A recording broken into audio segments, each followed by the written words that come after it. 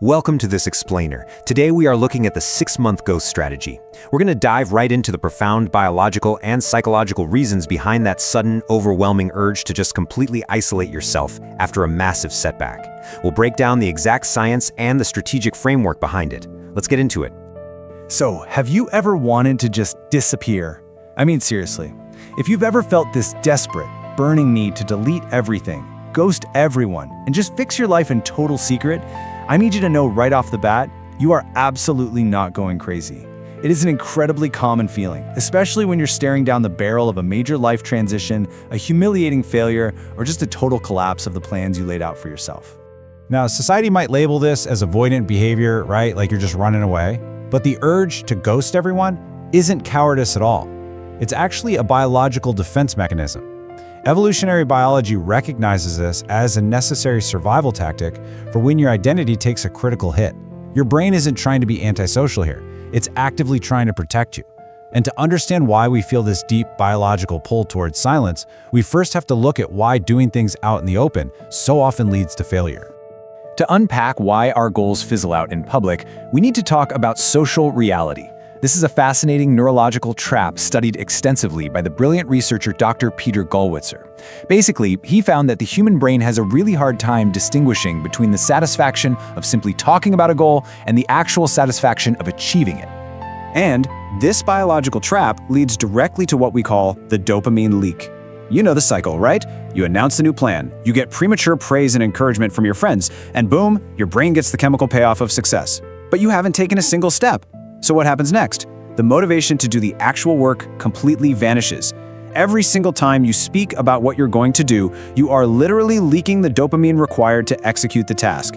You're trading your marathon energy for a cheap round of applause at the starting line.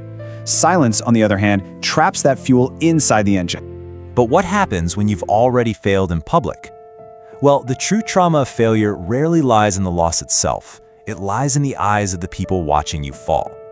When you suffer a highly visible public failure, like a financial collapse or a super messy breakup, your ego is actively bleeding, and the absolute last thing your brain wants is an audience offering unsolicited advice or awkward comfort, or worst of all, pity. Pity acts like a giant spotlight on your insecurities, just totally stripping away your autonomy. This brings us to a crucial point: how our brains handle recovery environments. Compare public recovery to biological isolation. Rebuilding under social surveillance suppresses your prefrontal cortex through chronic stress. Every time someone asks, "Hey, how are you holding up?" your cortisol spikes, trapping you in fight or flight mode. You literally cannot plan or think logically like that. That's exactly why your brain demands biological isolation. Think of a severely wounded apex predator retreating to a dark cave. You need a sterile, unobserved environment to perform emergency surgery on your identity, and frankly, just stop the bleeding. Now, you've probably seen those highly cinematic versions of this isolation online.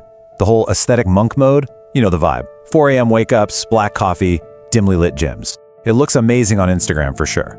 But the reality? It's a terrifying phase psychologists call the messy middle. Once that initial dopamine wears off around month 2, the silence becomes absolutely deafening. You're staring at the ceiling at 2 a.m. with crippling anxiety. You're losing friends. The group chats go quiet. You start to realize just how many relationships were based entirely on shared bad habits. And the stark void? That is exactly where 99% of people quit and just run right back to their old comfortable distractions. But if you can force yourself to stay in that dark void instead of running away, you trigger ego death. This is the agonizing process of actively mourning your old identity and completely demolishing your rotten foundation before rebuilding. It is essentially psychological surgery without anesthesia. To rebuild a house, you have to tear down the rot first. The ego doesn't want to die. It'll fight you tooth and nail, replaying every single cringeworthy mistake and failure you've ever made. It's messy, it's bloody, but listen, if it hurts, that literally just means the surgery is working. What's truly fascinating here is how this completely flips modern self-help on its head. We're always told to just release our shame, forgive ourselves, surround ourselves with toxic positivity, right? But scientifically, extreme, visceral, negative emotion like shame and humiliation is actually one of the most powerful catalysts for neuroplasticity known to science. Neuroplasticity is simply the brain's ability to fundamentally reorganize itself.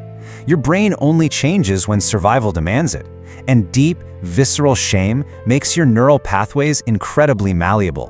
Which brings us to a really fascinating divergence in behavior: venting versus weaponizing shame. When you vent to your friends, you're just releasing the pressure valve. You get a tiny hit of serotonin, some temporary relief, but you completely dissipate the exact energy you needed to transform. You're virtually guaranteeing you'll repeat this cycle of failure. But when you contain it, when you weaponize that shame, your nervous system enters a hyper-alert state. Keeping that pressure high literally burns the lessons into your DNA, so you never make the same humiliating mistake again.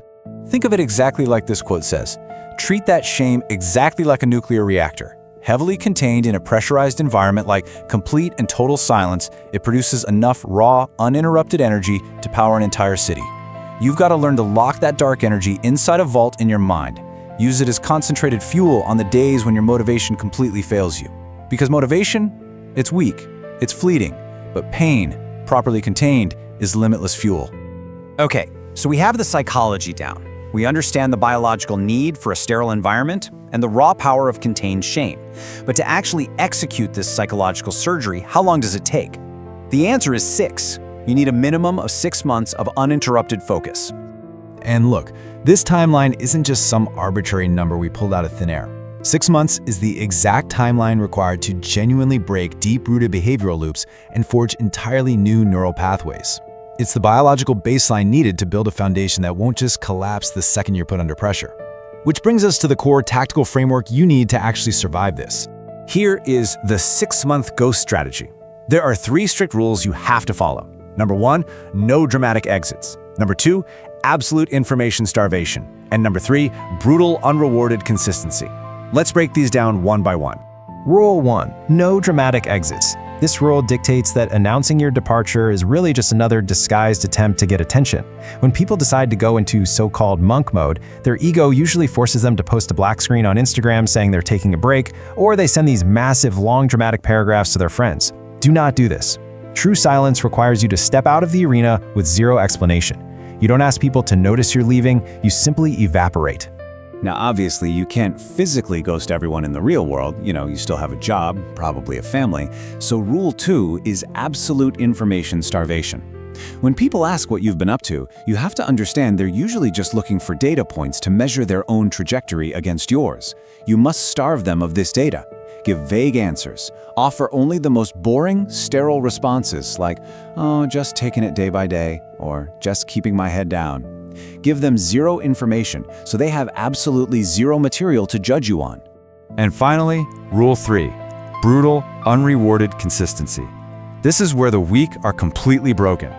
Once you've successfully cut the noise and starved the world of your data, you're left in a vacuum. There is no one cheering for your 5 a.m. wake-ups anymore. You have to mechanically repeat your daily disciplines in the dark, with zero external validation. No applause, no dopamine leaks, just pure, unadulterated execution, held accountable only by the promise you made to yourself. But here's the profound psychological twist that makes this entire process so fascinating. After 6 months of this brutal consistency, as you finally approach your reemergence, things change. Let's be totally honest. When you started this, a large part of you wanted a specific type of revenge, right? You wanted to build this massive success in the shadows and just drop it on the table to shock everyone who doubted you.